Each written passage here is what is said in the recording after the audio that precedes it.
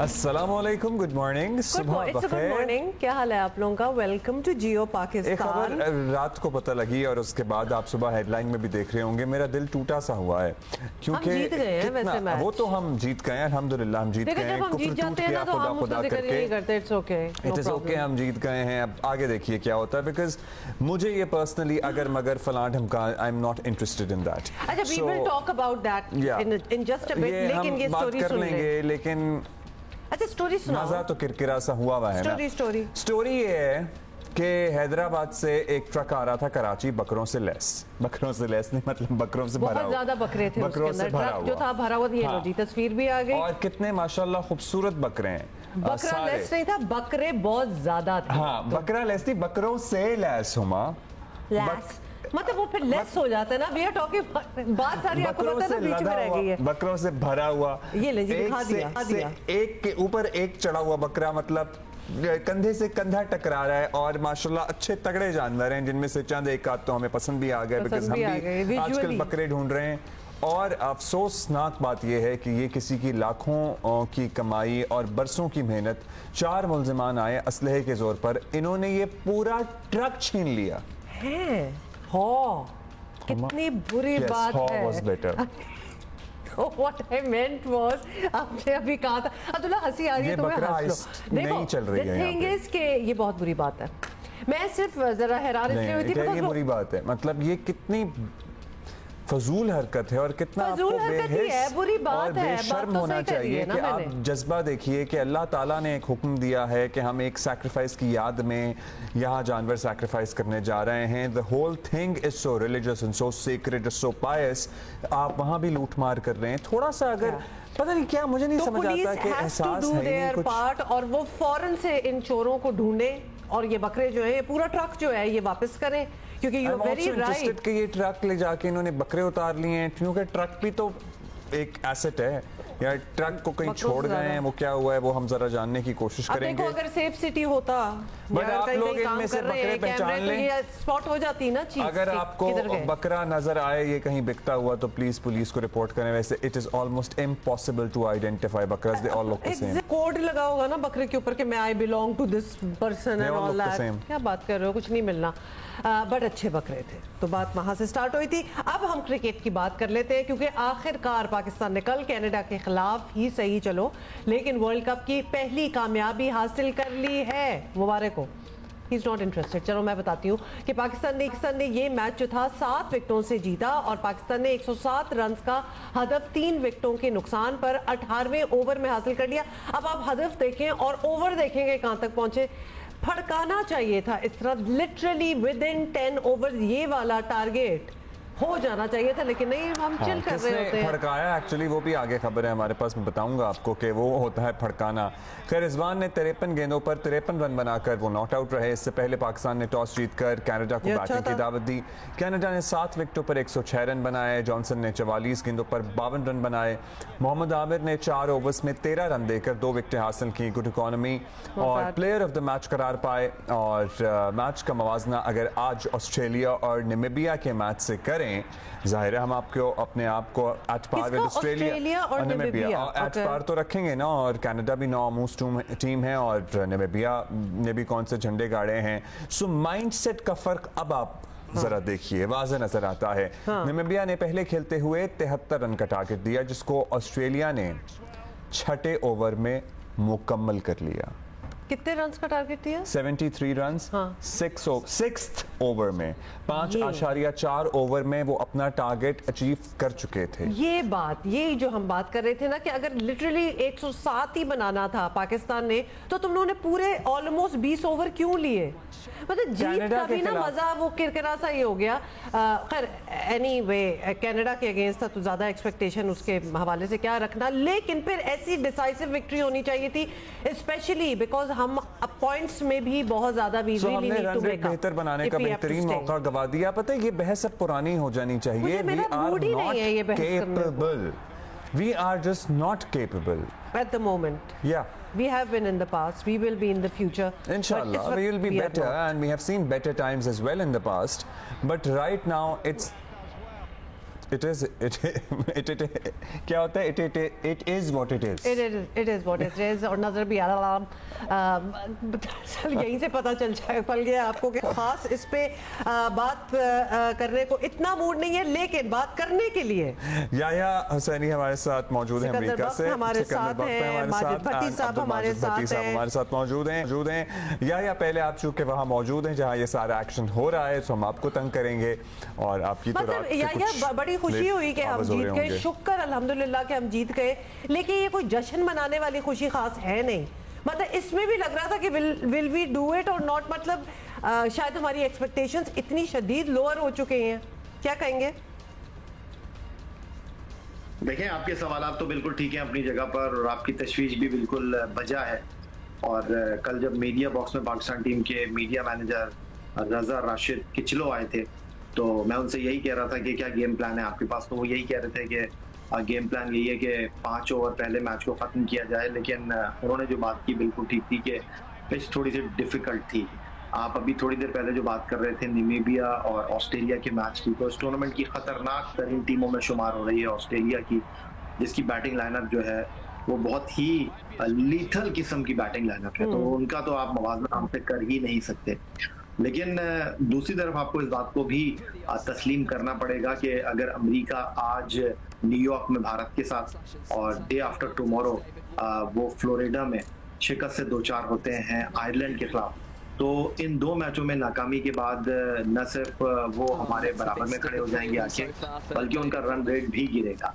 तो पहला हमारा जो टास्क था वो यही था कि हम मैच जीतें, तो मैच जीत गए हैं। लेकिन आप देख लीजिए 53 गेंदों पर 53 रन बमुश्किल मोहम्मद रिजवान बना पाए हैं, और ये 2 मैचों में पाकिस्तान की 3 मैचों में बाय द वे 3 मैचों में पाकिस्तान की पहली 50 रन की इनिंग्स है। ओवरऑल अगर हम बात करें तो बिल्कुल मैं आपको ये बताऊं कि कल प्रेस कॉन्फ्रेंस में मैं बड़ा हैरान हुआ हारिस रऊफ की।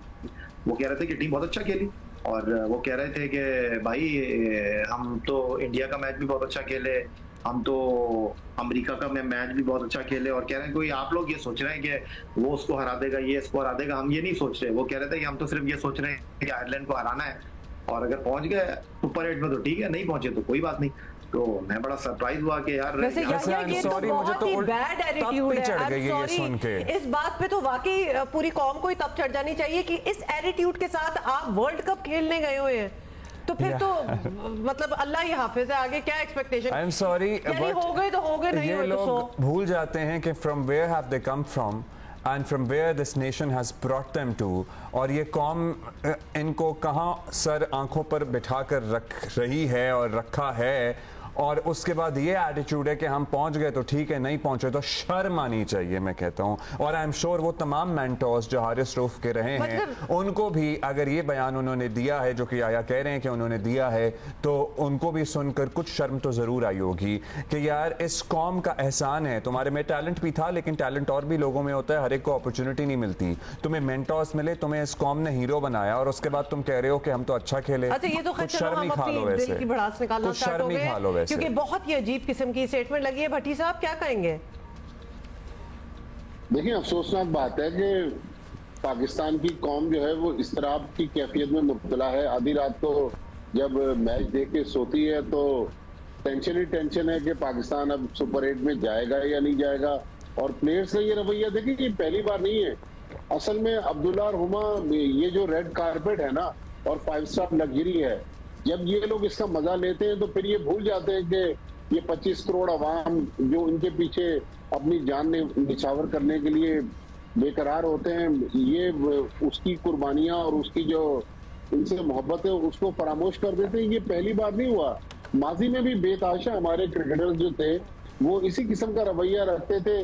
लेकिन ये चूंकि 2024 के क्रिकेटर्स हैं तो इनसे ये तवक्को रखना कोई नई बात नहीं है। लेकिन याया ने जिस तशवीश की बात की, बिल्कुल कौम को तशवीश है कि पाकिस्तान ने 17.3 ओवर में ये टारगेट अचीव किया। बाबर आजम ने कहा जी हम तो 14 ओवर में करना चाह रहे थे, लेकिन पिच मुश्किल थी। भाई अब पिच मुश्किल नहीं है, एक ग्राउंड की जो तशवीश है, जो आपने अच्छा खेलना वो तो अपनी जगह है।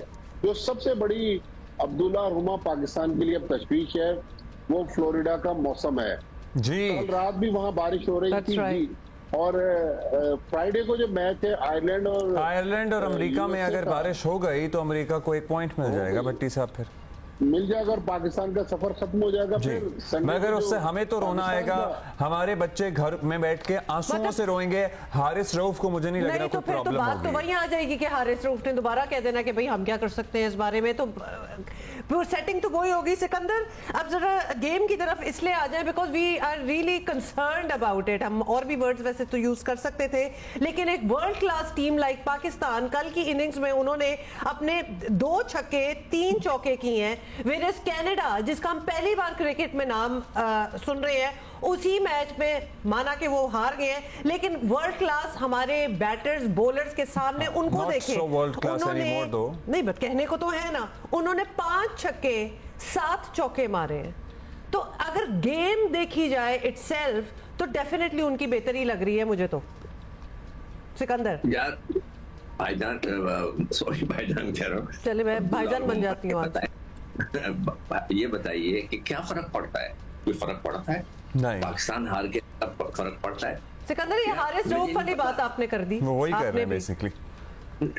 देखें, बात इसलिए मुझे नहीं पता कि लिटरली जो अल्फाज थे जो याया ने बोले कि वो यही थे कि क्या फर्क पड़ता है, या याया उनके अल्फाजों से ये मतलब निकाल रहे हैं, मुझे ये नहीं पता। मैं भी याया से ना इसकी तफसील में जरूर, yeah yeah you have to tell us word by word, because इस पे तो बहुत अफसोस हो रहा है। मतलब देखें, ये अब्दुल्ला, ये 2024 है, तो हो सकता है 2024 के अंदर जिस तरह याया कहते हैं ना कि 2024 में चीजें बदल गई हैं, तो हो सकता है कि यही चीज भी बदल गई हो। कब who cares? क्या हो गया अगर हम हार गए? हम तो सोच ही नहीं रहे। ये वही शख्स है ना जिसने पाकिस्तान से खेलने से मना किया था, और ये वही शख्स है कि जिसको पाकिस्तान क्रिकेट बोर्ड ने दोबारा सेंट्रल कॉन्ट्रैक्ट दिया। क्यों दिया? मैं मोहसिन नकवी साहब से पूछना चाहता हूं। सिकंदर, आप अभी तशवीश का इजहार कर रहे हैं ना कि क्या कहा एग्जैक्टली क्या कहा, तो वो सॉर्ट है हमारे पास, उनकी गुफ्तगू है, वो हम सब मिलके सुनते हैं और फिर बात करते हैं इस पे।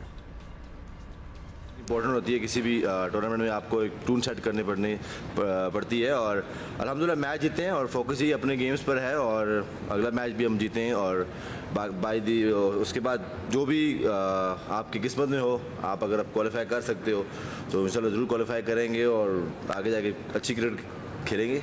जिस तरह हमने क्रिकेट खेली, नो डाउट अच्छी क्रिकेट नहीं, जिस तरह हमने क्रिकेट खेली, क्या अच्छी क्रिकेट खेली थी, क्या कह रहे थे? और अगर हमारी किस्मत में होगा तो जीत जाएंगे, मतलब एक दफा दोबारा सुना दें। नहीं, जिस तरह हमने क्रिकेट खेली वाली आखिरी लाइन प्लीज कट ना कीजिएगा, इफ वी हैव इट पूरी पड़ती है, और अल्हम्दुलिल्लाह मैच जीते हैं और फोकस ही अपने गेम्स पर है, और अगला मैच भी हम जीते हैं, और बाय दी उसके बाद जो भी आपकी किस्मत में हो, आप अगर आप क्वालिफाई कर सकते हो तो इंशाल्लाह ज़रूर क्वालिफाई करेंगे और आगे जाके अच्छी क्रिकेट खेलेंगे। जिस तरह हमने क्रिकेट खेली, नो डाउट अच्छी क्रिकेट खेली एज अ टीम हमने, और ऑब्वियसली बात है आपसे मिस्टेक्स तो होती हैं और आप फिर उसे देखते हो, और अब कोशिश यही है कि यार जो हुई मिस्टेक्स उसको कम किया जाए, और अच्छी जो जिस तरह हमारे अल्हम्दुलिल्लाह जिस तरह हमारे पास T20 के प्लेयर्स हैं, और नहीं यार अपने क्या कोशिश करनी है मिस्टेक्स कम करने की। आप अल्हम्दुलिल्लाह करें, आप सजदा शुक्र बजा लाएं कि आप कनाडा से मैच जीत गए हैं, आप यहाँ पे देगें चढ़ाएं, आप यहाँ पे चादरें चढ़ाएं, क्योंकि आपका तो खुशी का शायद ठिकाना नहीं है अंदर, और आप कह रहे हैं कि आपने अच्छी क्रिकेट खेली। मतलब ये अजीब सा, आई एम सॉरी, ये सारी बात सिकंदर आप ही इसको डिसाइफर कर दें कि हर चीज तो किस्मत पे डाल दी, और वो कह रहे हैं हमने बहुत अच्छी क्रिकेट खेली एज अ टीम। देखें, मैंने बहुत पहले with in this world cup बोला था कि भाई लोगों को जो भेजते हो लोगों प्रेस के सामने, तो यार कोई अक्लमंद लोगों को भेजें। ये इनको कोई अकल है? ये शख्स कोई बातें कर रहा था, मतलब ये कि ये अभी तक उस गरूर में है कि इनका लगाए ना जरा। मैंने जो आप लोगों को कहा था कि ये इनका जो सेंट्रल कॉन्ट्रैक्ट है, इनका जो फिटनेस है, ये सब जो है लिंक कर देना चाहिए इनकी परफॉर्मेंस से, इनकी फिटनेस से, फिर इनका दिमाग सही होगा। मतलब है कि यार पूरी कौम रो रही है, आपने जो हमारे जो सबसे इंपॉर्टेंट मैच होता है भारत का, जो 120 रन नहीं किए आपने, और आप कह रहे हैं किस्मत का खेल होता है, तो सही है सेंट्रल कॉन्ट्रैक्ट खत्म कर दें, दोबारा इनको उसी नहज पे लाके छोड़ दें जहां से ये आए हैं, तो फिर किस्मत का खेल देखते हैं कैसा होता है। यार क्या बात, मैं ये क्रिकेट बोर्ड को तो मैं तो हैरान हूँ, इस मीडिया, उनकी मीडिया डिपार्टमेंट को। समी है ना वहां पर, मैं समी से पूछना चाहता हूँ कि यार हमारे बहुत अच्छे दोस्त हैं कि यार ऐसे लोगों को क्यों भेजते हैं आप? जिससे हमारे दिल दुखे कि ये बातें करने की कोई बातें करने की, ये क्या मजाक है। No, we get it. मतलब प्लेट में रख के आप भारत को मैच दे देते हैं और आप कह रहे हैं हमने अच्छी क्रिकेट खेली है। आधा से ज्यादा स्क्वाड तो टीम ऑफिशियल्स के भी गया हुआ है बीच में, तो अगर इतने ज्यादा एडवाइजर्स वहां बैठे हुए हैं फिर भी ये स्टेटमेंट्स आप वर्ल्ड मीडिया के सामने दे रहे हैं हारे हुए मैचेस के बाद, आपकी कोई इतनी अच्छी स्टैंडिंग नहीं है हारिस रऊफ के आप इस एटीट्यूड के साथ जाएं, तो ये बड़ी अजीब बात लगी। बेसिकली पता है क्या है, एक बात और कि इनकी किस्मत सिकंदर अच्छी है कि इन्हें विकेटें मिल रही हैं, अदरवाइज जिस लाइन और लेंथ की ये बॉलिंग करा रहे हैं वहां कमेंटेटर्स की आप बातें सुन लें, आप किसी को भी बिठा के दिखा लें, ये इनकी क्या परफॉर्मेंस चल रही है बॉलिंग में। मैं हुमा इनके जो मेंटोर्स हैं, मैं लाहौर कलंदर का नाम लूंगा भी कि लाहौर कलंदर के हैं ना ये प्लेयर, क्या उन्होंने लगता है कि इनको सही तरबियत नहीं दी है। ये तरीका होता है बात करने का कि पूरी कौम सो रही है, रो रही है इस वक्त कि ये क्या हो गया और आप कह रहे हैं कि कोई बात नहीं, किस्मत की बात थी। सर इन लोगों का इलाज ही यही है कि इनको ना बाहर खेलने भेजना चाहिए, ना इनको सेंट्रल कॉन्ट्रैक्ट दें, ना ये सीधी राह पे आ जाए, तो फिर मैं देखूंगा। फिर देखते हैं कि सबसे पहले तो इनको पढ़ाएं लिखाएं भाई, इनको ग्रूम कराएं। या पढ़ाना लिखाना नहीं है, देखें ये पैसे की मार है, ये सिर्फ और सिर्फ पैसा मतलब, और पैसे से ग्रूमिंग नहीं होती, बिल्कुल पैसे से ग्रूमिंग नहीं होती। लिखना चाहते तो खुद ऑन देयर ओन ना कर पाते, इनको भी किसी को स्कॉलरशिप देनी पड़ेगी। चलिए हम अपने इंडिविजुअल परफॉर्मेंस ऑफ बॉलर्स की परफॉर्मेंस की बात कर लेते हैं। एक और चीज, जी जी एक और चीज, कल छक्कों की बात कर रहे थे, हमारे बॉलर्स ने कल 10 वाइड बॉलें की है जी माशाल्लाह। क्या अच्छे मैचों में 10 वाइड बॉलें चल सकती हैं आपकी? आप ये ना बोलना कि कनाडा ने भी 9 की हैं, मगर आप तो यार आप कनाडा नहीं है, आप कनाडा नहीं है। अब ये बताइएगा याया, अपने बॉलर्स की बात करें तो हारिस रऊफ की जिनका अभी बयान है, इन्हीं मौसूफ की बात कर लेते हैं। मतलब इनकी बॉलिंग का मयार सबके सामने है इस वर्ल्ड कप में, बट इनका कॉन्फिडेंस सुप्रीम है। देखिए अब्दुल्ला, मैं आज स्टोरी करूंगा, एक और भी छक्का मारा है हारिस रऊफ ने, तो वो मैं फिलहाल आपके साथ अनवील नहीं कर रहा हूँ यार। ये तो ज्यादती है, आप हमारे साथ क्यों नहीं अनवील कर रहे हैं? सेंटिमेंट्स आप पहले ही सुन चुके हैं और खबर को रोकना बड़ी ज्यादती है याया। एक वक्त में एक ही छक्का ना, तो थोड़ा सा इंतजार कीजिए। चलिए ठीक है।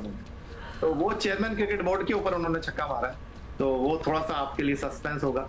और दूसरी बात ये कि नसीम शाह भी आए थे प्रेस कॉन्फ्रेंस में, मैं नसीम शाह को देख रहा था और हारिस रऊफ को देख रहा था, जमीन आसमान का फर्क था। जिस तरह नसीम शाह अफसोस का इजहार कर रहे थे, कैटेगोरिकली इन्होंने कहा कि यार हम बहुत खराब क्रिकेट खेले हैं, ये हमारी टीम का स्टैंडर्ड नहीं है, हमने बिल्कुल up to the mark cricket नहीं खेली है। वो उनके बराबर में थे और वो जो बात कर रहे थे हारिस रऊफ बिल्कुल उलट बात कर रहे थे।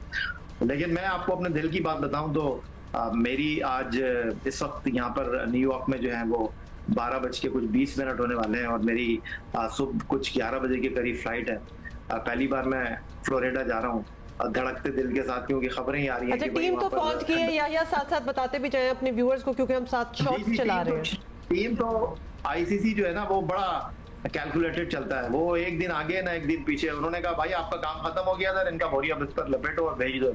राइट। तो हम जो है वो आज दोपहर में जाएंगे 11 बजे, लेकिन सुना है कि वहां पर बड़ी बारिश है। तो मैंने पूछा लोगों से कि यार बारिश का मतलब ये कि वहां पर सर्दी भी होगी? उन्होंने कहा नहीं, सर्दी नहीं है, तब्दील है। और उसके अलावा जो सिचुएशन है, बहरहाल उम्मीद पर दुनिया कायम है। मैं तो इस बात पे बड़ा फर्म बिलीव रखता हूँ कि आज भारत की टीम कनाडा को हराएगी और अमेरिका को हराएगी। डे आफ्टर टुमारो फ्लोरिडा में आयरलैंड के हाथों अमेरिका हारेगा। बट आयरलैंड और अमेरिका में शदीद बारिश का इम्कान है, आपको पता है क्या? भट्टी साहब से भी बात कर ले। उम्मीद पर दुनिया कायम है। जी जी जी जी बिल्कुल, दुनिया कायम है। तो हज अकबर भी हो रहा है, तो लोग दुआ करेंगे टीम पाकिस्तान के लिए। फिर वैसे ये या हारिस रऊफ टाइप बात ही आपने की है, वहां भी तो वो किस्मत की बात कर रहे हैं, तो यहाँ भी उम्मीदों की बातें हो रही हैं। देखिए अब्दुल्ला, आप और हुमा और मैं खेल नहीं रहे, तो हमारा तो दिल हम तो चले अल्लाह ताला से अच्छी उम्मीद लगाए ना। भट्टी साहब, बड़ा इंपॉर्टेंट है कि पाकिस्तान टीम इस टूर्नामेंट में रहे तो हमारे लिए ये सवाल। अच्छा भट्टी साहब, आप पे आ रहे हैं क्योंकि अब क्या पाकिस्तान इस टूर्नामेंट में रहे। आप भट्टी साहब की बात कह सकते हैं, सुकून को बड़ी देर से खामोश हैं, जरा उन्हें शामिल करना है। बात ही नहीं हुई तो भट्टी साहब फिर एक्चुअली अभी आगे फ्लोरिडा पहुंच गए, लेट्स सपोज बारिश हो गई या फिर लेट्स सपोज हमारा मैच अगला इतना कोई खास नहीं रहा, तो व्हाट्स नेक्स्ट फॉर पाकिस्तान? फौरन पाकिस्तान टीम वापस आ जाएगी या क्या होता है उसके बाद? जी हाँ हुमा, जो SOPs है वो तो यही है कि पाकिस्तान को या तो दोनों मैच जीतने हैं और यूएस को दोनों मैच हारने हैं। एक पॉइंट भी अगर बारिश हो गई, अमेरिका को मिल गया, तो पाकिस्तान की टीम जो है वो फिर मेरे ख्याल में जो अभी तक का शेड्यूल है, मंडे को पाकिस्तान की वतन वापसी के लिए फ्लाइट है। अब ये देखना है कि कौन कौन से खिलाड़ी यहाँ के गर्मी का मजा लेते हैं, क्योंकि इत्तलात हैं कि कुछ खिलाड़ियों ने वहीं से इंग्लैंड चले जाना है। तो फिलहाल तो यही पाकिस्तान का प्लान है, जबकि यहाँ पर मोहसिन नकवी साहब जो हैं वो दूसरा प्लान लेकर चले हुए अमेरिका से। जब उन्होंने सर्जरी की बात की, उसके बाद कल उन्होंने इस्लामाबाद पहुंचकर कुछ जूम पर मीटिंग्स की हैं, कुछ फोन पर मीटिंग की हैं, कुछ उन्होंने पर्सनली लोगों से मुलाकातें की हैं।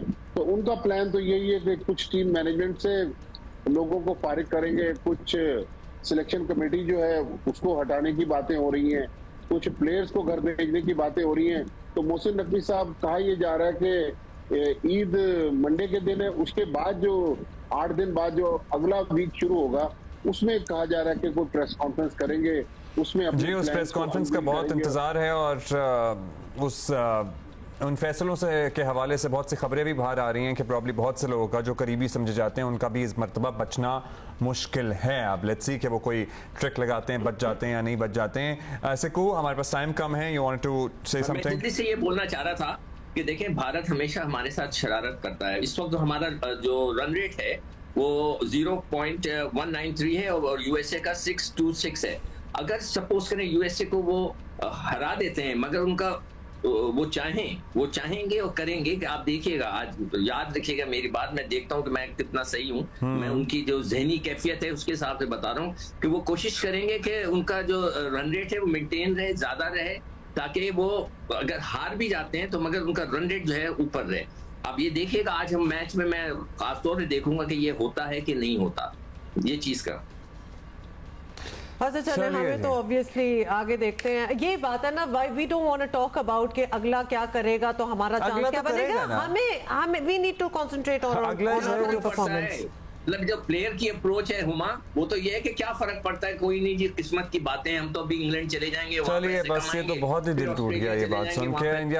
या we will wait for the other news that you have related to. मैं आपको जाते जाते ये भी बता दूं कि मोहसिन नकवी प्रेस कॉन्फ्रेंस करेंगे या नहीं करेंगे। अंदर की खबरें ये हैं कि वो जो मजबूत दरख्त है, इस आंधी के बाद भी वो वहीं खड़े रहेंगे। मुश्किल है बाबर आजम कप्तानी छोड़े और मुश्किल है कि वहाब रियाज जो है वो बोर्ड में कोई ओहदा छोड़े। तो चलिए, I hope the sense would prevail and let's see क्या होता है। ओके, या भाई साहब, सिकंदर, थैंक यू। सिकंदर भाई, बड़ा इंटरेस्टिंग है कि वो हो सकता है ना छोड़ेंगे। चलिए, we would have loved to continue with this discussion because time आपको पता है ये वो वाला टॉपिक है जिस पे हम पूरा दिन बात कर सकते हैं, लेकिन टाइम नहीं है। सो ये अभी भी अपनी सवाब दी दे कि मैं छोड़ूं तो छोड़ूं, लेकिन मैं हिल नहीं सकता। मतलब बाकी भी तो किसी ने फैसले करने हैं। हाँ, लेकिन नकवी साहब ने जो प्रेस कॉन्फ्रेंस करनी है उसमें जो लोग आउट होंगे उसमें मतलब पता नहीं लेट्स सी क्या होता है। Will not speculate. एक और खौफनाक, बहुत ही अजीबोगरीब ये बातें हैं। एक लहर सी है। अच्छा, मुल्क में जी प्राइवेट सिक्योरिटी गार्ड ही सिक्योरिटी रिस्क बनते जा रहे हैं और ये हम सारों ने कोई ना कोई, मुझे हमेशा से ये था और फिर इतने किस्से सुन लिए, लेकिन अब तो ये बात कंफर्म हो गई है। चंद दिनों में कराची में सिक्योरिटी गार्ड्स के हाथों 2 अफराद कत्ल किए जा चुके हैं और कल लाहौर में निजी कंपनी के सिक्योरिटी गार्ड ने अपनी ही कंपनी के मालिक को फायरिंग करके कत्ल कर दिया। और इस वारदात में जिस बर्बरियत का मुजाहिरा किया गया है वो बड़ा ही खतरनाक है। अगर सुनना है तो आपको बता देते हैं कि पहले मुलजिम ने फायरिंग की और फिर जमीन पर गिरे जख्मी शख्स को करीब जाकर सर में गोली मार दी और बाद में जो लोगों ने ऑब्वियसली मुलजिम उस बंदे को, सिक्योरिटी गार्ड को पकड़ तो लिया और कहा यही जा रहा था कि ये जो मालिक था वो बहुत ही बुरा सलूक करता था। मतलब जो शख्स, जो मालिक है, जो गार्ड्स कंपनी खोलते हैं, वो उन लोगों को रखते हैं, फिर उनको असला दे देते हैं और कोई जांच पड़ताल नहीं करते कि ये कराची में भी आपको याद है ना, मोबाइल मार्केट के बाहर एक लड़का यूट्यूबर को गोली मार दी गई थी और उससे पता नहीं क्यों मारी थी, उसको भी नहीं पता लगा था। कचरे चुनने वाले को भी गोली मार दी गई थी। सो कराची लाहौर दोनों के वाकयात पे बात करेंगे। लाहौर से हमारे साथ ही अहमद। बहुत शुक्रिया अहमद। क्या एग्जैक्टली हुआ यहाँ पर? जिस अंदाज में गार्ड ने गोलियां चलाई हैं, ये नॉर्मल तो नहीं लग रहा सारा कुछ। बिल्कुल आपने दुरुस्त फरमाया, ये नॉर्मल कैसे हो सकता है जो किसी की इंसानी जान ले रहा है। और ये वाकई भी कुछ यूँ पेश आया है कि दिन दिहाड़े ये जो साहब हैं जिनका नाम गुलाम रसूल है, ये एक सिक्योरिटी कंपनी के CEO हैं और हसास इदारे में ये काम करते रहे हैं, उनके मुलाजिम रहे हैं। ये जब सुबह मामूल के मुताबिक जब अपने दफ्तर पहुँचे हैं तो आपने CCTV फुटेज भी देखी होगी, ये काफ़ी देर अपनी गाड़ी में बैठ रहे हैं। ख्याल ये किसी से फ़ोन पे बात कर रहे थे और यूँ ही ये अपनी गाड़ी से जब उतरते हैं तो ये अपने ऑफिस की जानिब चलते हैं तो साइड से ये जो सिक्योरिटी गार्ड जो मुलजिम है, इनका नाम मदनी जलील बताया जाता है, ये आते हैं और बाकायदा इनसे हाथ मिलाते हैं। हाथ मिलाने के बाद ही वो इन पर फायर करते हैं, ये गिर पड़ते हैं, ये भागने की कोशिश करते हैं लेकिन ज़्यादा दूर नहीं जा पाते। जिसके बाद वो फिर इनके पास जाकर एक फायर इनके सर पर मारता है और बड़ी ही तसल्ली के साथ ये वहाँ से जो मौका वारदात थी, जो क्राइम सीन था, वहाँ से चलते हुए साइड पे हो जाता है और जिसके बाद फिर मुकामी अफराद जो है इसका ताक़ुब करके इसको पकड़ के पुलिस के हवाले कर देते। ओह अच्छा, ये बताएं ज़रा, अब मुद्दे पे आ जाते हैं कि पंजाब में असला लाइसेंस जारी करने का अमल क्या है। अहमद फराज, ये ज़रा हमें समझा दें और ख़ास तौर पे क्या लाइसेंस देते हुए ये देखा जाता है कि क्या किस मकसद के लिए लाइसेंस किसको दिया जा रहा है, इस्तेमाल करने वाले की ज़हनी सेहत की गारंटी है कि नहीं है, मतलब कुछ बैकग्राउंड चेक कुछ किया जाता है कि नहीं? NPB जो लाइसेंस होते हैं ये आम तौर पर DCs या कमिश्नर्स ऑफिस से ही जारी किए जाते हैं और जब ये सिक्योरिटी कंपनीज जो होती हैं ये जब गार्ड भर्ती करते हैं तो बाकायदा इसका भी एक तरीकाकार होता है, उनकी एक वेरिफिकेशन की जाती है जिसमें सबसे पहले पुलिस वेरिफिकेशन ली जाती है कि आया इस पर कोई मुकदमा तो नहीं, ये क्रिमिनल तो नहीं है, फिर उसकी एक मेडिकल चेकअप भी किया जाता है। तो ये सारे सिलसिले ज़ाहिर है जब उन्होंने बंदे अपने पास हायर करने होते हैं तो कहीं ना कहीं वो लो पूल भी रह जाते हैं। हो सकता है कि वो सिर्फ और सिर्फ पुलिस वेरिफिकेशन पर ही इक्तफा करते हो, कोई और मेडिकल टेस्ट ना करवाते। था जिसका नाम मदनी तुफैल बताया जाता है, उसको शिकायत ये थी कि एक तो उसके ये जो CEO थे जिनको उन्होंने कत्ल किया ये सख्तबोत थे, दूसरा उसका इशू ये भी था कि 2-2.5 माह से उसको सैलरी नहीं मिली थी और उसी पादाश भी उसने ये कत्ल किया है। 2 माह से सैलरी नहीं मिली थी, मतलब इस पर गुस्सा तो इंसान को चढ़ ही जाता है, लेकिन इसका तो ये नहीं कि गोली ही मार दे। अहमद फराज बहुत बहुत शुक्रिया। लेकिन अगेन मैं ये कहूँगी कि जो ये कंपनियां बनाते हैं जो लोग, उनको एक तो सलूक भी अच्छा करना चाहिए क्योंकि आपने अपने एम्प्लॉयज़ को बेसिकली बंदूकें दे दी हैं, गन्स दे दिए, तो सबसे पहले तो वो आप ही पे चढ़ाई करेंगे ना। तो ये इसकी बैकग्राउंड चेक होना किसको, और फिर जो लोग प्राइवेट सिक्योरिटी गार्ड एम्प्लॉय करते हैं अपने घर के बाहर अपने बच्चों के लिए, वो उनको भी देखना चाहिए कि हम क्यों एक शख्स एक गन के साथ अपने बच्चे के साथ या अपने घर के बाहर क्यों खड़ा कर रहे हैं। ज्यादा तो यही होगा कि वो आप ही पे चलेगी फिर, जो कि हम ऐसे किस्से देख भी रहे हैं। अच्छा जी, कराची से भी बात कर रहे थे काशिफ मुश्ताक हमें कराची से ज्वाइन करेंगे। काशिफ, आपको याद ही है हम तब ये वाक़या भी डिस्कस किया था गुज़श्ता दिनों, कराची में सिक्योरिटी गार्ड के हाथों 2 अफराद का कत्ल हुआ था। क्या केसेस में पेशरफ्त हुई है अब तक? जी बिल्कुल, कराची में 2 मुख्तलिफ वाक़यात रिपोर्ट हुए और एक वाक़या जो है वो सखी हसन के करीब रिपोर्ट हुआ जहां गार्ड की फायरिंग से यूट्यूबर जो है वो जांबाक हुआ, जबकि साथ ही साथ एक और वाक़या जो है वो सर सैयद थाने की हदूद में रिपोर्ट हुआ। इस तरह के वाक़यात रिपोर्ट हो रहे हैं जिसमें जो है वो गार्ड की जानिब से फायरिंग की जाती है। जो सखी हसन पे वाक़या रिपोर्ट हुआ उसमें जो शहरी है, यूट्यूबर है, उसकी कोई ख़ास ऐसी गलती सामने नहीं आई। पुलिस की तफ्तीशी टीमें इस पर काम कर रही है, उनकी जानिब से कहा जा रहा है कि गार्ड को गिरफ्तार कर लिया गया है, उससे मजीद तफ्तीश की जा रही है। सिक्योरिटी कंपनी के जो मालकान हैं उनसे भी जो है वो तफ्तीश की जाएगी, उन्हें भी जो है वो गिरफ्तार किया जाएगा, जबकि मोबाइल मार्केट की जो इंतजामिया है उससे भी जो है वो शामिल तफ्तीश किया गया है। अगर हम सैयद के वाक़े की रिपोर्ट के हवाले से बात करें तो सर सैयद में भी इस तरह का वाक़या रिपोर्ट हुआ, उसका जो गार्ड है उसे गिरफ्तार कर लिया गया है, उससे भी तफ्तीश की जा रही है, लेकिन अब तक कोई ऐसी चीज़ें सामने नहीं आई हैं। पुलिस की जानिब से ये दावा किया जा रहा है कि इन सिक्योरिटी कंपनी के जो लाइसेंस है वो मनसूख किए जाएंगे, उसके लिए ख़त लिख दिया गया है। इस पर केसेस जो है वो चल रहे हैं, लेकिन अब तक कोई खासिर खा जो है वो तफ्तीश में पेशरफ सामने नहीं। अच्छा, ये वाक़यात आपने भी बताया, अहमद फराज से भी बात हुई, ये बताने के लिए काफ़ी थे कि सिक्योरिटी गार्ड्स की ट्रेनिंग, भर्ती, जांच पड़ताल का अमल, जिस्मानी और जहनी सेहत, ये सब के लिए कितना अहम है कि ये पता हो पहले से ही, इसको आपने इन्वेस्टिगेशन अपनी तरफ से कर ली हो। तो क्या हुकूमत का ऐसा कोई इदारा है जो ये सब यकीनी बनाने का जिम्मेदार हो? ये चीज़ें सामने आई हैं कि जो गार्ड रखे जाते हैं उनके जिस्मानी या फिर ज़हनी तौर पर वो कैसे हैं, इस पर जो खासी तवज्जो नहीं दी जाती है। बल्कि बेशतर सिक्योरिटी गार्ड इस शहर के अंदर ऐसे भी हैं, जब हम सर्वे कर रहे हैं तो हम देख रहे हैं कि उनसे जो है वो किसी किस्म की पूछगछ नहीं की जाती है जब सिक्योरिटी कंपनी उन्हें हायर करती हैं। जब हम उन गार्ड से बात करते हैं या शहरियों से बात करते हैं या फिर जिन लोगों ने इन गार्ड्स को हायर किया हुआ है उनसे बात करते हैं तो उनकी जानिब से कहा जाता है चूँकि कम सैलरी पर हम इनको अपने पास रख लेते हैं तो इस वजह से जो है वो बहुत ज़्यादा चेक एंड बैलेंस नहीं किया जाता है।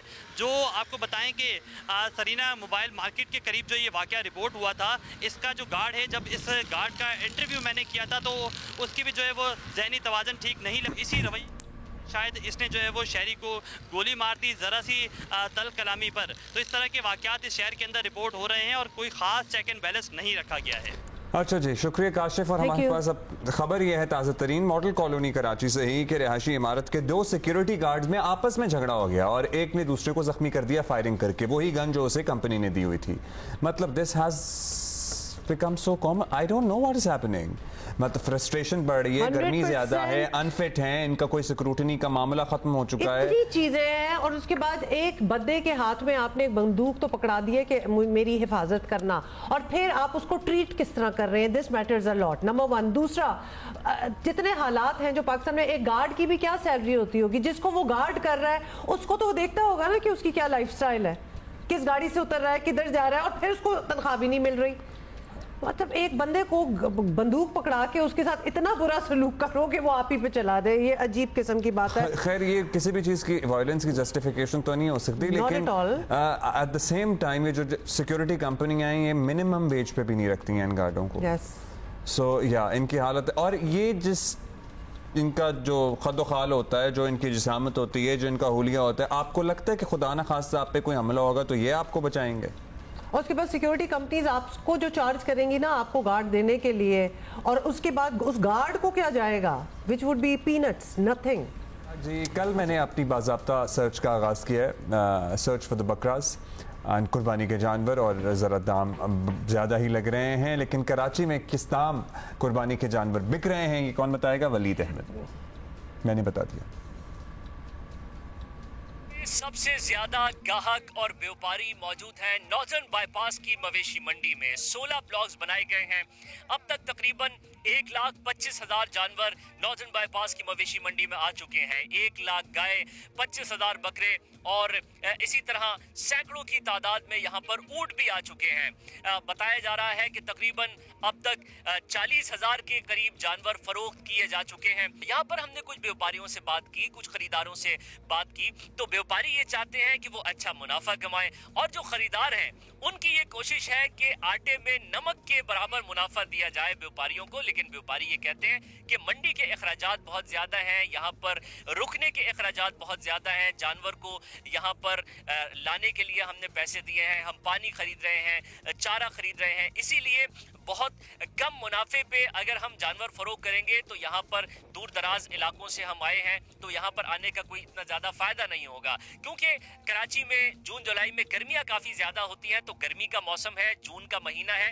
यही वजह है कि लोग जहाँ पर जब आ रहे हैं तो उनको ज़रूरत पड़ रही है पानी की। जगह जगह स्टॉल्स लगे हुए हैं जहाँ से लोग पानी खरीद रहे हैं। इसी तरह शरबत के स्टॉल्स भी जगह जगह लगे हुए हैं ताकि लोग शरबत पी सकें। नॉर्दर्न बाईपास, ये तो कोई स्पॉइल्ड फॉर चॉइस सिचुएशन लग रही थी।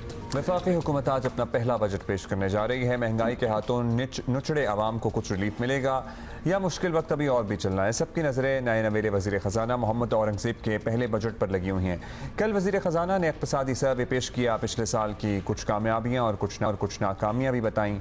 सर्वे के मुताबिक मुल्क में गधों की तादाद में इजाफे और घोड़ों की तादाद में कमी हुई है। वफाकी वज़ीर ख़जाना ने हुकूमत को क्रेडिट दिया कि महंगाई की शरह 48% से कम होकर 11% पर आ गई है। उम्मीद दिलाई कि जल्द सिंगल डिजिट में भी आ जाएगी। बजट में नए टैक्स लगाकर तनख्वाहदार तबके की जेब खाली ही की जाएगी या उस सेक्टर पर भी हाथ डाला जाएगा जो टैक्स देने को शायद गुनाह समझते हैं, जो हो करोड़ों रुपए की चैरिटी तो कर देते हैं लेकिन टैक्स नहीं देते। और वज़ीर ख़जाना ने कल एक बड़ी अच्छी बात की कि फिलैंथ्रपी से, चैरिटी से, खैरात से, चंदे से, ज़कात से फलाही इदारे तो चलाए जा सकते हैं, मुल्क टैक्स से ही चलते हैं। और वज़ीर ख़जाना कह भी रहे हैं कि अब कोई मुक़द्दस गाय नहीं होगी। खुदा करे कि माजी की तरह ये भी खाली खोखले दावे साबित ना हो। Even when I was there in the private sector, I was very loud and clear कि IMF के प्रोग्राम में हमें जाना चाहिए, because there is no plan B. Courageous step that was taken by the Prime Minister at the time, signing the 9-month standby agreement, was a very, very important part of where we are today. क्योंकि अगर खुदा ना खास्ता वो ना होता तो आज हम इस वक्त बैठ के ये टारगेट्स डिस्कस ना कर रहे होते. We would have been as a country in a very different situation. Inflation की बात हुई, जो आपने देखा है कि 48% पे ये पीक हुई और उसके बाद अब 11.8% का नंबर जो मई में आया है, I think it's very important. उसी की वजह से जो कोर इन्फ्लेशन नीचे आई है, फूड इन्फ्लेशन नीचे आई है. जो पॉलिसी रेट कल मॉनेटरी पॉलिसी कमेटी ने जो डिसीजन लिया है, and it is very much in the domain of the State Bank and the monetary policy. There are no sacred cows. There are no sacred cows. Everyone will have to contribute to this economy. क्योंकि इस मुल्क में philanthropy से, खैरात से school चल सकते हैं, यूनिवर्सिटी चल सकती हैं, हस्पताल चल सकते हैं, मुल्क नहीं चल सकते. मुल्क टैक्स से ही चल सकते हैं. ये बात तो दुरुस्त है. हाँ, दैट्स ट्रू. अच्छा, बजट के अदाद शुमार जो हैं वो आम आदमी के लिए समझना हमेशा से मुश्किल रहा है. अवाम को तो यही समझ आता है कि उन्हें घर का बजट बनाने में कोई आसानी हुई है या नहीं. So that is their benchmark. इक्तिसादी सर्वे के मुताबिक आज पाकिस्तान का हर शहरी 2,80,000 रुपए का मकरूज है और मुल्क का मजमूई कर्ज जो है वो है 67,525 अरब रुपए. ये हो गया है एक्चुअली. और ऐसे में हुकूमत मुश्किल तरीन शराइत के साथ IMF से एक बड़ा प्रोग्राम करने जा रही है. इन हालात में अगर आज के बजट से आवाम को कोई रिलीफ ना भी मिला तो कम अज कम उनकी जिंदगी मजीद मुश्किल नहीं होनी चाहिए. At least that is what the hope is. साबिक वज़ीर ख़जाना और मईशुद्दान डॉक्टर मिफ्ता इस्माइल भी हमारे साथ होंगे, लेकिन अभी हमारे साथ मौजूद हैं तैमूर सलीम झगड़ा साहब. झगड़ा साहब, सबसे पहले तो आपसे यही पूछ लेते हैं कि इक्तिसादी सर्वे जो है वो आ गया है. इकोनॉमिक सर्वे कल बड़ी उसको डिस्कशन भी हुई है उस पर. आज बजट आएगा. हुकूमत जो माशी ग्रोथ रेट बता रही है, जो टैक्स के अहदाफ रख रही है, आपकी नज़र में वो आपको रियलिस्टिक नज़र आ रहे हैं? आपको लगता है कि मुमकिन होगा? देखिए, जहाँ तक माशी सर्वे का ताल्लुक है उस पर दो सिंपल चीज़ें. पहले जो पिछले साल इसाक डार ने किया और नंबर्स फर्ज किए, तो इसके बावजूद कि हुकूमत जो है वो सारे अपने टारगेट्स तकरीबन कोई भी नहीं मीट कर सकी, कोई ट्रस्ट या कोई क्रेडिबिलिटी उस माशी सर्वे की नहीं होगी. जो तकरीबन 2.5% ग्रोथ दिखाई दी है वो इनके फिगर्स के मुताबिक सिर्फ एग्रीकल्चर सेक्टर की वजह से, यानी मईशत जो है वो रुकी हुई है और एग्रीकल्चर सेक्टर ने अच्छा परफॉर्म किया. उस पे इन्होंने ये गंदम के स्कैंडल में और अभी चीनी के मामले में अटैक किया. पहली बात. दूसरी बात ये कि अगर आप आगे के टारगेट्स का कहें, मुझे ताज्जुब हो रहा है. हुकूमत कह रही है हम जो कर रहे हैं IMF के कहने पे कर रहे हैं, वो अपनी रिस्पॉन्सिबिलिटी हटा रही है. पीपल्स पार्टी कह रही है हमसे मुशावरत नहीं हुई. अवाम को कोई नहीं बता रहा कि हमें मुश्किल स्टेप्स क्यों लेने हैं और चले शॉर्ट टर्म में नहीं, उनको लॉन्ग टर्म में क्या फायदा होगा. तो मेरे ख्याल में पहली चीज तो ये कि ना आवाम की कोई एक्सपेक्टेशन है, ना उनको कुछ मिलेगा. दूसरी चीज ये कि अगर आप ये मुश्किल स्टेप्स भी देख लें, ये सच है कि जो टैक्स के आदाफ है या जो बाकी ज्यादातर पुश है वो IMF की तरफ से आ रहा है. लेकिन क्यों आ रहा है? हुकूमत का कोई प्लान नहीं है. प्लान क्यों नहीं है? उनकी कोई पॉलिटिकल स्टैंडिंग नहीं है. और रिजल्ट क्या है? रिजल्ट ये है कि जो मुश्किल हालात में एक मुल्क को अपॉर्चुनिटी होती है कि आप वाकई जो है वो इस्लाहात करें या वो रिफॉर्म करें, कि चले आप कहें अवाम को कि 3 साल में एक्चुअली जो है वो हालात बेहतर होंगे और हम इस दलदल से निकल जाएंगे, वो नहीं होगा. अच्छा तैमूर साहब, आप ये बात बताइएगा कि हमारा जो जिस एटीट्यूड की बात कर रहे थे वज़ीर ख़जाना भी, आपकी रिजर्वेशन ज़ाहिर है बहुत सी चीज़ों पे हैं, लेकिन हमारा बहसीत कौम जो एक एटीट्यूड है, except for the salaried class and a few other sectors, हमारे यहाँ नहीं देना पसंद करते लोग टैक्स, और उनकी एक सिंपल आर्ग्यूमेंट ये होता है कि हमें क्या मिल रहा है। मतलब ये माइंडसेट की तब्दीली या ये समझाना आज तक हम अपने वजूद से लेकर और आज तक टैक्स देने का निज़ाम नहीं राइज कर पाए, टैक्स देने का रिवाज नहीं कायम कर पाए। How can we fix these things? क्योंकि मुल्क नहीं चल सकते बगैर टैक्स कलेक्ट किए, और जाहिर है एक ही सेक्टर से तो आप टैक्स नहीं कलेक्ट किए जाएंगे, जो कि हो रहा। आपने नोटिस किया कि मैंने इस बात की तनकीद नहीं की कि टैक्स का टारगेट क्यों बढ़ा है, क्योंकि ये आपकी बात ठीक है। आज से 20 साल पहले हमारा टैक्स टू जीडीपी रेशो 9% था, आज भी वो 9% है, और जिस तरीके से ये हुकूमत जारी है आगे भी 9% होगा। हम आपसे सजेशंस भी चाहते हैं इस प्लेटफॉर्म के ऊपर, बिकॉज़ जाहिर है you have a fancy degree as well, आपका तजर्बा भी है। क्या करना चाहिए, क्या हो सकता है? मैं आपको बताता हूं। नंबर 1, अगर आप, और ये एक मिसाल ले लें, जब आप नहीं करेंगे ना, जब आप आसान रास्ता ढूंढेंगे तो फिर उसमें क्या होगा कि जैसे हुकूमत ने कहा कि हम 6 लाख आमदनी वाले तबके से जो उनको 2.5% टैक्स देना पड़ता है वो हटा दें तो ठीक है। IMF ने कहा ठीक है वो हटा दें, लेकिन फिर आपको जो है वो सैलरीड क्लास पे मैक्सिमम टैक्स 35% से 45% करना पड़ेगा। अब उन लोगों का ये मुतालबा जायज है कि हम पाकिस्तान के उन चंद लोगों में से हैं जो टैक्स देते हैं, तो ये बाकी बोझ पे हम पे। This is the wrong way. Right way क्या है? 2 चीजें हैं, और दोनों में एक्चुअली काफी मेहनत जो है वो करनी पड़ती है, आपको जरा डिटेल में जाना पड़ता है। पहली चीज तो ये कि हर कोई कहेगा, और बात बिल्कुल ठीक है, कि आपको टैक्स नेट बढ़ाना है। उन तबकों को देखना है जो टैक्स नहीं देते और उनको किसी तरीके से लाना है। उसमें अक्सर जो गलती होती है 2, एक कि हम आधा कदम आगे लेते हैं फिर पीछे चले जाते हैं। इसकी एक मिसाल है रिटेलर्स को टैक्स नेट मिलाना। ये नहीं हो सकता। आप उनको लाएं, आप उनको ग्रेजुअली टैक्स नेट में इंक्रीज कराएं, लेकिन जो हुकूमत की बात होगी उसकी क्रेडिबिलिटी जो है वो बड़ी जरूरी होगी, और वो नहीं होती। आज मिसाल के तौर पे हुकूमत कह देती है कि सोलर आप इंस्टॉल करें आपको 20 रुपए यूनिट फीड इन टैरिफ मिलेगा। 2 साल बाद कह देती है जैसे अभी हुआ है कि नहीं हम सोच रहे हैं कि ये बदल दें। जब हुकूमत की क्रेडिबिलिटी नहीं होती तो फिर लोग टैक्स नेट से बाहर ही रहना पसंद करते हैं, पहली चीज। दूसरी चीज जिसकी बिल्कुल बात नहीं हुई, ना मीडिया करता है ना हुकूमतें करती हैं पॉलिटिकल प्रेशर की वजह से, एक्सपेंडिचर कैसे कम करना है। क्योंकि टैक्स आप एक साल में जब 40-40, 50-50% ज्यादा करेंगे तो उसकी रेजिस्टेंस होती है। एक्सपेंडिचर अगर आप देखें, आप जरा डिस्पैशनेटली देख लें, कोई भी सरकारी महकमा ले लें, 10 लोगों को तनख्वाह मिल रही है, 9 काम नहीं कर रहे होंगे।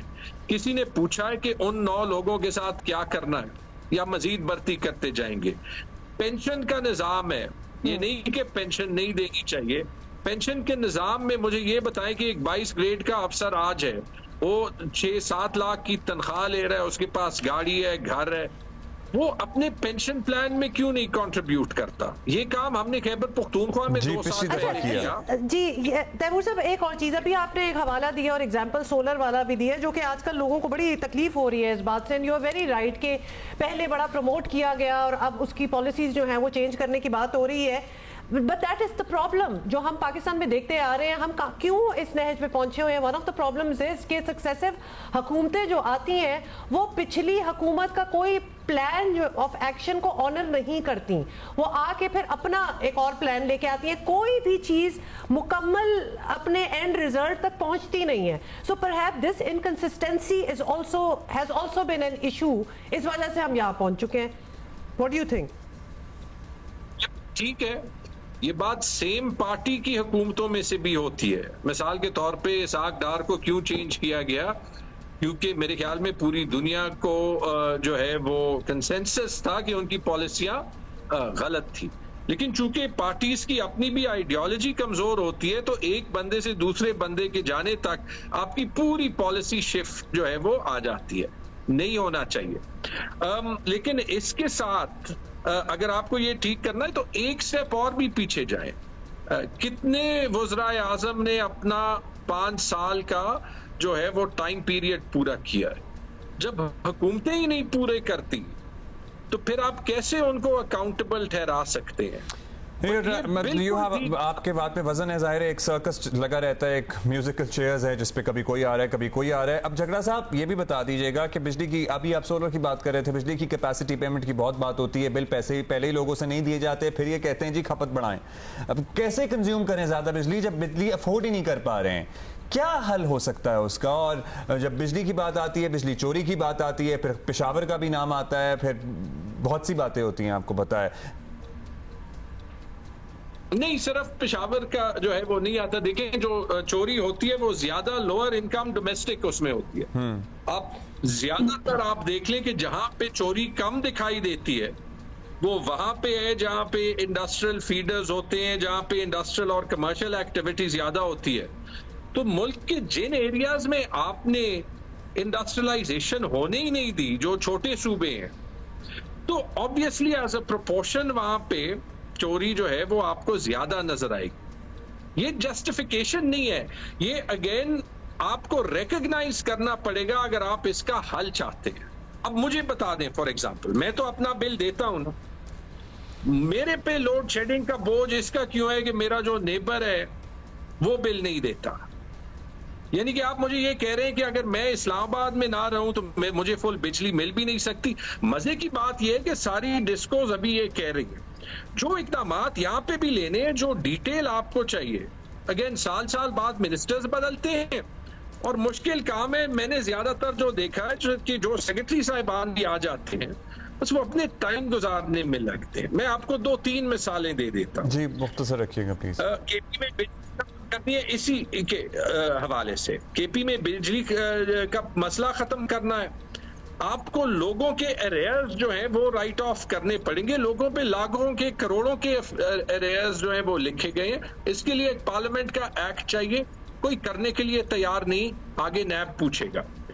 आपको केपी में अगर बिजली ठीक करनी है तो या इवन पेस्को को प्राइवेटाइज करना है, जो मेरे ख्याल में करना चाहिए, तो आपको कुछ वहां पे बिजली का निजाम ठीक करना पड़ेगा। इंफ्रास्ट्रक्चर, ट्रांसमिशन, डिस्ट्रीब्यूशन में इन्वेस्टमेंट करनी पड़ेगी, क्योंकि 3.5 गीगावाट की पीक डिमांड है, 1.9 गीगावाट की आपकी लाइंस की कैपेसिटी है, तो वो पैसा भी साथ खर्च करना पड़ेगा। हाँ, जाहिर है पूरा सिस्टम भी अपडेट होने की जरूरत है। अच्छा, लास्ट बात ये है कि सियासी सवाल ये है, मतलब वज़ीर आला खैबर पख्तूनख्वा ये कहते सुने गए थे कि भाई मैं देखता हूँ कोई टैक्स नया कैसे लगाता है और लगाता है तो कौन हमसे ले सकता है। तो सर ये इस तरह मुल्क चल सकते हैं? नहीं, मेरे ख्याल में आप इसको देख लेंगे, वो तकरीबन हर मीटिंग में जाते हैं और उस मीटिंग के बाद जो फीडबैक आती है वो हमेशा ये होती है कि उनका एक पॉजिटिव रोल है। तो ये जो सियासत है ये साथ चल रही है। अच्छा, ये सियासत है, सियासत है और ये साथ चलती रहेगी। बहुत शुक्रिया, थैंक यू। हमें मिफ्ता इस्माइल साहब हमारे साथ मौजूद हैं, साबिक वज़ीर ख़जाना हैं। अच्छा मिफ्ता साहब, सबसे पहले तो इक़्तिसादी सर्वे जो आया उसमें जो फिगर्स हैं और जो अहदाफ रखे गए हैं, do you think they are achievable? नहीं, मेरा नहीं ख्याल है कि हुकूमत जो है वो 41% टैक्स में इजाफा कर सकेगी, जो ये बताया गया है या जो खबरें आ रही हैं। जितने भी नए टैक्स लगाती है, 2% ऑफ GDP टैक्स ज़्यादा लेना, 2000 अरब रुपया एक्स्ट्रा लेना और इस साल के अंदर तकरीबन 4000 अरब रुपया, 3500 अरब रुपया एक टैक्स ज़्यादा लेना मेरे ख्याल से मुमकिन नहीं होगा। और अगर ये हुकूमत ज़ोर ज़बरदस्ती से ये टैक्स लेने की कोशिश करती है तो जो 3%, 3.25% की ग्रोथ बता रही है वो तो बिल्कुल मुमकिन नहीं है। सो मुझे मुश्किल लगता है ये। अच्छा, अब ये बता दें, इनफैक्ट इससे पहले भी इसी टॉपिक पे बात हो रही थी कि हुकूमत ने बिजली कैपेसिटी पेमेंट्स का मामला सामने रखते हुए ये कहा है कि बिजली का इस्तेमाल बढ़ेगा तो मसाइल जो हैं वो हल हो जाएंगे। तो मौजूदा रेट्स पर बिजली का इस्तेमाल बढ़ाना ये होगा कैसे? देखिए, एक तो ये कि 2200 अरब रुपए, 2250 अरब रुपए कैपेसिटी कॉस्ट की मद में दिए जाते हैं, लेकिन साथ साथ ये बात भी करना ज़रूरी है कि तकरीबन 1400-1500 अरब रुपए हुकूमत जो है वो पावर मिनिस्ट्री को देती है। तो बड़ा मसला सिर्फ कैपेसिटी पेमेंट्स नहीं है, बिल कलेक्शन भी एक मसला है, ट्रांसमिशन डिस्ट्रीब्यूशन लॉसेस भी मसला है, करप्शन भी मसला है। लेकिन जितने ज़्यादा रेट करे हुए हैं बिलखुसूस सर्दियों में, तो उससे बिजली की खपत कम हो जाती है। फिर आपके पास सोलर भी बहुत सारा आ गया है, और जो घरों में आप 40-45 रुपए की बिजली दे रहे हैं, तो घरों के अंदर जो लोग सोलर पैनल्स लगा लेते हैं उनको 10-12 रुपए में बिजली पड़ जाती है। तो वो जो आपके अच्छे कस्टमर हैं, पेइंग कस्टमर हैं, वो आहिस्ते आहिस्ते ग्रिड से निकल गए, और जिनको आप सब्सिडी देते हैं गरीब लोगों को 7-8 रुपए की बिजली देते हैं, वही आपके सिस्टम में हैं। लिहाजा ये इसमें रेट में भी ज़्यादा लचक नहीं है, लेकिन जो एक तरीका यही है कि आप सर्दियों में रेटों को कम करें और ज़्यादा बिजली बेचें ताकि आपकी फी यूनिट के कॉस्ट कम हो। अच्छा, अब ये भी बताइएगा कि IMF प्लान के साथ साथ हमें ज़ाहिर चलना होगा, कोई चारा नहीं है, गुजारा नहीं है। अब आप भी इस बात से मुत्तफ़िक रहे हैं, ख़ुद उन्हें भी डील कर चुके हैं, तो आपकी नज़र में जो इक़दामात लिए जा रहे हैं, इसके बाद IMF प्लान की तकमील को यकीनी समझा जाए या बीच में मसाइल आ सकते हैं?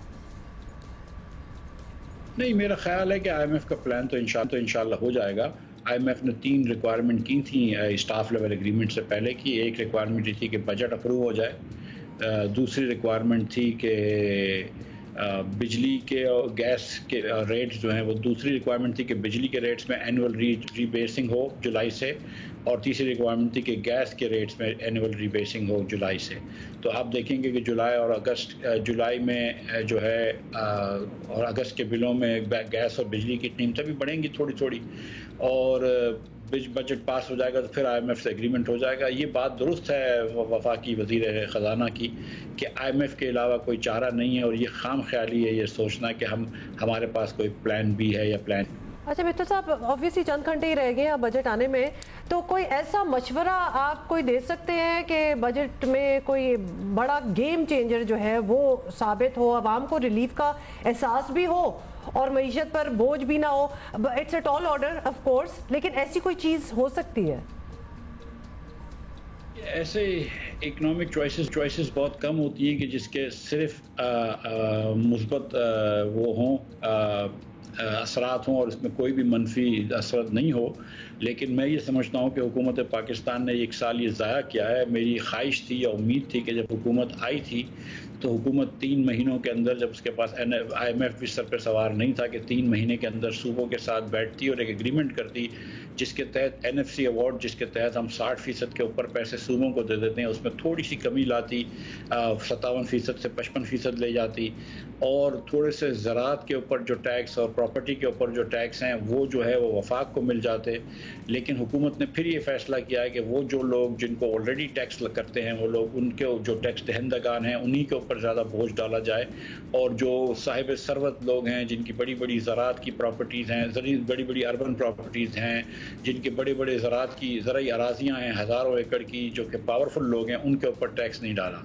तो ये एक हुकूमत ने, कि हमारे मुल्क की बदनसीबी है कि हुकूमत ने ये एक और नादिर मौका ज़ाया किया, एक साल और ज़ाया हुआ, और इससे करोड़ों लोग जो हैं वो ख़त गुर्बत के नीचे जाएंगे, क्योंकि आप गरीब लोगों के ऊपर टैक्स लगाते रहेंगे और आप अमीर तरीन लोगों को और ताकतवर तरीन लोगों को छोड़ लें। तो हुकूमत ने ये एक गलती की है मेरे सामने, मेरे ख्याल से।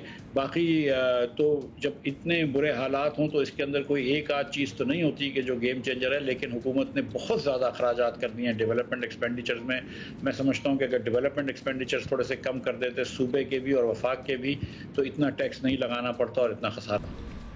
थैंक यू जी। लेकिन ये एक गलती ही आवाम के गले पड़ती है कि वो लोग जो ऑलरेडी टैक्स दे रहे हैं उन पे मजीद बोझ डाले जाओ। होता है ना कि जी हमारा कसूर क्या, हमारा ये कसूर है कि हम तो टैक्स देते हैं, ये कसूर में आ जाता है। तो that is a very ironic thing. भाई आज हम पाकिस्तान के लेजेंडरी बल्लेबाज जावेद मियांदाद साहब को याद करेंगे क्योंकि आज है उनकी सालगिरह 66। सो हैप्पी बर्थडे जावेद भाई। और माशाल्लाह क्या क्या इनकी परफॉर्मेंस है जिसको याद किया जा सकता है।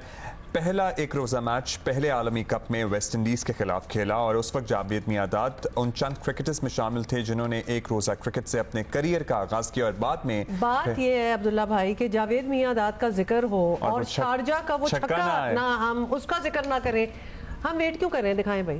देखिए ये बड़ी ये आइकॉनिक किस्म के मैच फिनिशर्स होते थे ये लोग, और फिर ये इंतजार नहीं करते थे कि शायद खुद ही कुछ हो जाएगा। They would play till the end, try till the end. और हम आज भी यही ऑब्वियसली चाहते हैं, लेकिन ये बड़ा ही आइकॉनिक मोमेंट था और it has been revisited for so many years. By the way ये ईयर कौन सा था, 19 व्हाट?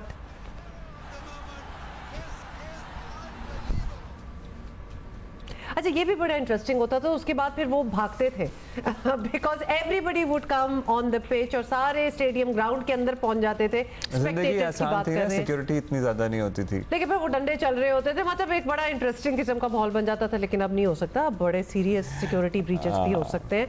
तो in any case happy birthday. उस वक्त ये लोग फैंस से बचते थे, अब फैंस से छुपते हैं हालिया परफॉर्मेंसेस के बाद। कुछ शेर हो जाए क्योंकि बड़ी गहरी बात कर दी है आपने, ठीक है। अच्छा चले एनीवे, एक और मसला जो कई दिन से चल रहा था, कई माह से एक्चुअली चल रहा था, चमन में पासपोर्ट ट्रैवलिंग पॉलिसी के खिलाफ एहतजाज खत्म हो गया है। शहर में मामूलात ज़िंदगी बहाल हो गए हैं। पुलिस के मुताबिक शहर में बंद दुकानें खुल चुकी हैं। पासपोर्ट पॉलिसी से मुताल्लिक हो गए हैं मामलात सेट। आपको ये बता दें, गुज़िश्ता साल अक्टूबर से अफगानिस्तान आमदोरफ्त के लिए पासपोर्ट की लाजमी शर्त के खिलाफ एहतजाज का सिलसिला जारी था और मकामी अफराद पासपोर्ट पॉलिसी के खिलाफ एहतजाज कर रहे थे। बलोचिस्तान हुकूमत ने धरना कमेटी से कई बार मुज़ाकरात किए जो बदकिस्मती से नतीजा खेज साबित नहीं हुए थे और इस धरने को हुकूमत के खिलाफ सियासी मकासद के लिए भी इस्तेमाल किया जाता। वो तो anything can be turn into that. धरने के शुरका का मौक़िफ़ था कि अफगानिस्तान और पाकिस्तान के दरमियान रवायती तिजारत का तरीका बहाल किया जाए। Basically no paper work nothing, बस आना जाना जो है हमारा स्टार्ट हो जाए। ये वैसे फिर हाथ नहीं, फिर उन्होंने they came to an understanding, but क्या है, कब तक हम फिर रिवायती तरीकों से चलते रहेंगे? मामला जो है वो तय पा गए हैं। चलिए अब ये एटलीस्ट धरना खत्म हो गया है। अब बात क्या हुई है हम पता कर लेते हैं ना। वज़ीर दाखिला बलोचिस्तान मीर ज़ियाउल्लाह लांगू हमारे साथ मौजूद हैं। मीर साहब, चमन में गुज़श्ता कई हफ्तों से सब ठप पड़ा था, एहतजाजी मुजाहिरे धरनों में तब्दील हो गए थे। सो अब सब कुछ मामूल पर आ गया है। किस तरह हुए ये मसाइल हल, क्या तय पाया है? सूबाई हुकूमत जब से आई है, वज़ीर आला साहब ने जब से अपना मनसब संभाला है, उन्होंने सबसे पहले ये कहा कि हमें यहाँ के लोगों के मसले हल करने हैं। तो इस सिलसिले में उन्होंने मुझे भी भेजा, स्पीकर साहब को भेजा कि आप जाएं, लोग हमारे हैं, चमन के लोग हमारे हैं, उनके मसले हमारे हैं, उनके मसले भी सुने। और चूँकि रियासत के भी मसले इस बॉर्डर के हवाले से कि इस बॉर्डर में जो बॉर्डर पार से आमद रफ्त होती है, वहाँ से माशी हवाले से तो हम बर्दाश्त कर लेंगे उसको अपने लोगों के लिए, लेकिन टेररिस्ट और टेररिज्म का मवाद उधर से इतना इम्पोर्ट होता है, मैं समझता हूँ हमारे लोगों की ज़िंदगी और जान माल उससे ज़्यादा अहमियत रखती है। तो हमने इस सिलसिले में ऐसा एक तरीक़ाकार को ढूंढने की कोशिश की जिससे हमारे लोगों का भी रोज़गार का मसला हल हो। हमने उन्हें जॉब्स की ऑफ़रें की, हमने उन्हें बेनज़ीर इनकम सपोर्ट प्रोग्राम के तहत पैसे देने का प्रोग्राम बनाया। लेकिन बदकिस्मती से ऐसे होता है कि कुछ यहाँ सियासी मुफादात हासिल करने के लिए लोग अवाम और रियासती इदारों के दरमियान गलत फहमी फैलाते हैं। कुछ लोगों रियासती इदारों पर या DC के ऑफ़िस पर हमला किया। इस हालात में कोई भी हुकूमत खामोश नहीं रह सकती कि आप DC के पर हमला करें, DC के ऑफ़िस पर हमला करें, सरकारी इमारतों पर हमला करें। तो ऐसे शरपसंदों को गिरफ़्तार किया गया। उसके बाद इलाके के मोतबरीन, इलाके के सफ़ेद रीश, इलाके के मोज़िज़ीन राब्ते में आए गवर्नमेंट के साथ कि इन मसलों को हल किया जाए। गवर्नमेंट की तो पहले दिन से ख्वाहिश है कि ये लोग हमारे हैं, तो उनके साथ बैठकर पहले चमन के हमने मामलात मामूल पर लाए हैं। चमन के मामलात बिल्कुल मामूल पर हैं, बाज़ार खुले हुए हैं, ऑफिस खुले हुए हैं। तो मज़ीद हमें इंशाल्लाह मिल बैठ कर रियासत के इस मसले को और अपने अवाम, चमन के अवाम के इस मसले करें। अच्छा, हम पहले भी ये देखते रहे हैं कि चमन के हालात पर कई हलकों की जानिब से बड़ी सियासी पॉइंट स्कोरिंग होती रही है, तो इसलिए ये इम्कान बहरहाल मौजूद है कि ये मसला जो है ये दोबारा खड़ा हो सकता है। ऐसा ना हो, हुकूमत ये किस तरह यकीनी बनाएगी? बदकिस्मती से हमारे यहाँ कुछ सियासी जमातें, तमाम सियासी जमातें नहीं, कुछ सियासी जमातों का रोज़ी रोटी इसी पर चलता है। लोगों को गवर्नमेंट के ख़िलाफ़ वरगलाएँ और तशद्दुद का रास्ता अपनाएं। आके एक दिन तकरीर करके लोगों में इश्तियाल फैला कर ये लोग चले जाते हैं, अपनी सियासत करते हैं और फोर्सेस को और हुकूमत और आवाम को आमने सामने करते हैं। अब आवाम समझदारी का मुजाहरा करें, परलत के लोग, वहाँ के चैम्बर के लोग, हम सब मिल बैठकर हुकूमत के अपने मसले हल करेंगे और अपने लोगों के मसले हल करेंगे। इन जज्बाती बातों से, जिनका काम सिर्फ सियासत होता है, जो सिर्फ सियासत की खातिर आके अवाम में और हुकूमत अपने लोगों में नफ़रत फैलाते हैं। हालांकि हुकूमत कोई ऐसी चीज़ ज़ोर ज़बरदस्ती नहीं करती कि मेरे अवाम को उससे मुसीबत मुश्किलात।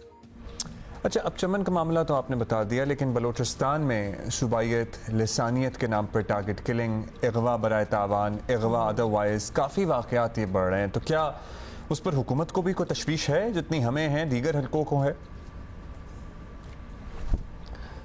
देखिए, मैं बिल्कुल किसी बलूचिस्तान के हालात को आइडियल नहीं समझता। हमें सब ने एक चीज़ मैं बारहा कहता हूँ, हमने सब ने एक पेज पर होना होगा, फिर हमारा मुल्क खुशहाल होगा। यही लोग जब आपके फोर्सेस को मारते हैं, यही लोग जब आम शहरी शरीफ आदमी को मारते हैं, इनके ख़िलाफ़ सरकार एक्शन लेती है, तो आप लोग मीडिया में, हमारे वो पॉलिटिकल पार्टीज़ जो सियासत को अपनी पाकिस्तान से ज़्यादा अहमियत देते हैं, असम्बली में कि पाकिस्तान में ऑपरेशन हो रहा है, बलूचिस्तान के इस इलाके में ऑपरेशन हो रहा है, ये लोग जो आपको मारते हैं, आप पर बम धमाके करते हैं, 100 लोग एक बम धमाके में मारते हैं, उसका क्या इलाज है अगर उनके पीछे ना जाया जाए?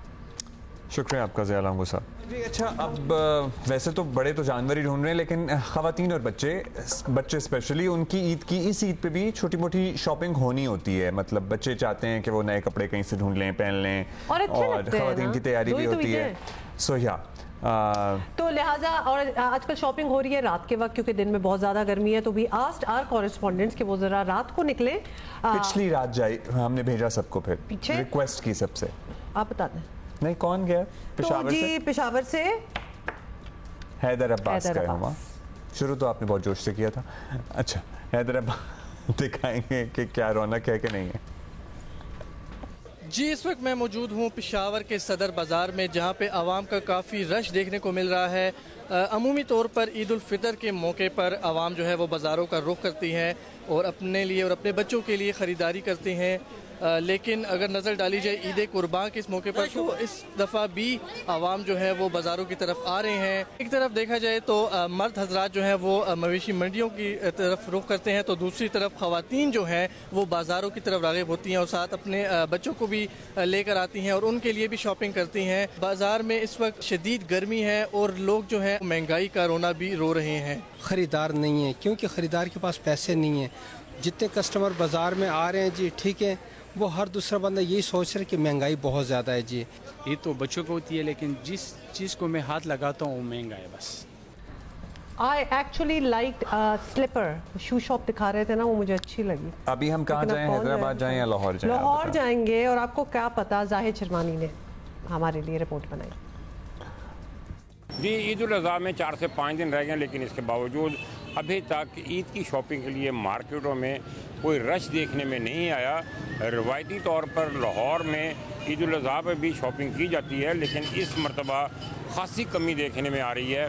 इस वक्त भी हम अनारकली, जो कि लाहौर की मशहूर तीन जगह है, और ना सिर्फ लाहौर बल्कि इर्द गिर्द के जितने अजला हैं वो भी यहाँ पर शॉपिंग करने के लिए यहाँ पर बड़ी तादाद में आते हैं। लेकिन इस दफ़ा जो है शॉपिंग का जो रुझान है वो कम है, और इसकी एक ही वजह है कि महंगाई बहुत ज़्यादा है, जिसकी वजह से लोग शॉपिंग के लिए नहीं आए। अभी तक दुकानदारों ने मुकम्मल तैयारी की हुई है, नई वैरायटी लेकर आए हैं, लेकिन रश है, लेकिन बहुत कम है, बहुत कम तादाद में शॉपिंग हो रही है, जबकि ऐसा नहीं होता। आम तौर पे रवायती अंदाज में ईद उल अज़हा पर भी बहुत ज़्यादा शॉपिंग की जाती है, लेकिन इस मरतबा शॉपिंग इंतहाई कम की जा रही है अभी तक। अच्छा, अब लोग ऑब्वियसली रो तो नहीं रहे, लेकिन शिकवा जरूर कर रहे हैं। देखिए, ईद होना बेशक, हालांकि ये तो एक जानवर कुर्बान करना है, जानवर भी पैसों से आते हैं और वैसे भी कुछ तैयारी तो होती है। ऑब्वियसली लोग तो घर आएंगे ना, रिश्तेदार तो आएंगे, खाना पीना तो होगा, बच्चों के लिए तो ईद है, तो खर्चा हो रहा होता है और ठीक ठाक खर्चा हो रहा होता है। Let's go to Rawalpindi, Shabbir Dar हमें बता रहे हैं। जी, रावलपिंडी के सबसे बड़े तिजारती मराकज़ में शुमार होने वाले कमर्शियल मार्केट में हम इस वक्त मौजूद हैं। बात अगर की जाए ईद उल अज़हा पर मार्केट्स में गहमा गहमी की, तो इस वक्त रावलपिंडी की जितनी भी मार्केट्स है यहाँ पर हमें मामूल का रश दिखाई दे रहा है। लोग इतनी बड़ी तादाद में घरों से शॉपिंग के लिए बाहर नहीं निकले हैं, चूँकि इस ईद पर ज़्यादा फोकस है वो कुर्बानी पे होता है और लोग इस वक्त मवेशी मंडियों का ज़्यादा रुख करें। इस ईद पर, ईद उल अज़हा पर इस वक्त अगर मार्केट्स की बात करें तो इतनी ज़्यादा तादाद हमें लोगों की नज़र नहीं आ रही है और इतने ज़्यादा स्टॉल्स भी नहीं लगाए गए हैं। यहाँ पर हमारी दुकानदारों से भी बात हुई। दुकानदारों का कहना है कि ईद उल अज़हा पर जो आखिरी 1-2 दिन होते हैं उसमें जो है लोग घरों से निकल कर शॉपिंग के लिए आते हैं। अलबत्ता ईद उल फितर जैसी गहमा गहमी नहीं होती है। शहरियों से भी हमारी बात हुई। शहरियों का कहना है कि चूँकि ज़्यादा जो तवज्जो है वो कुर्बानी के जानवरों पे होती है, लिहाजा जो इस ईद पर शॉपिंग की जो गहमा गहमी है उस पर तवज्जो कम होती है। रश तो ठीक ठाक पड़ा हुआ था वैसे, तो लोग तवज्जो कम होती है लेकिन होती फिर भी है। एंड इस ईद पे शॉपिंग की चीज़ों में घर का सामान चाहिए होता है times, most of the time, you know, बहाना और मौका बन जाता है ना। बर्तन आ रहे होते हैं, कोई क्रॉकरी का कोई चीज़, और फिर घरों में कहा भी ये जाता है ना कि अच्छा कुछ लेना था ईद पे ले लेंगे, तो वो एक चीज़ें पाइल अप होती जा रही होती हैं उस वक्त के लिए।